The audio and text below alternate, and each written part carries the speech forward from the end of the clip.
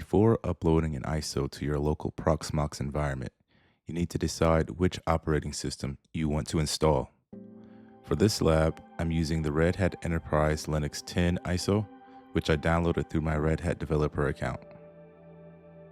All right, so now that I have my ISO image downloaded from the Red Hat developer account, I'm going to log into my Proxmox host.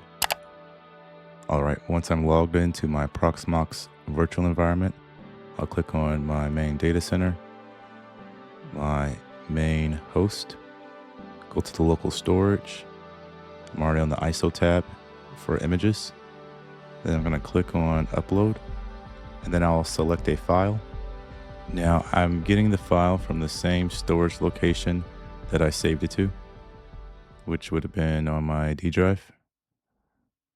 All right, and then we're going to upload.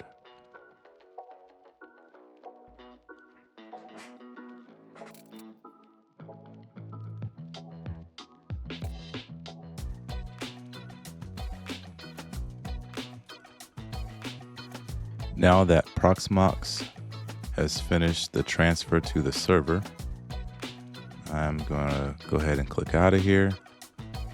And this pretty much just gets me to the next phase of everything that I'm building out in my lab, which is just going to be building virtual machines and eventually working with Terraform in this environment so that I can rebuild my environment much faster.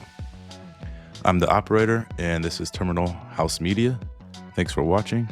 Have a good day.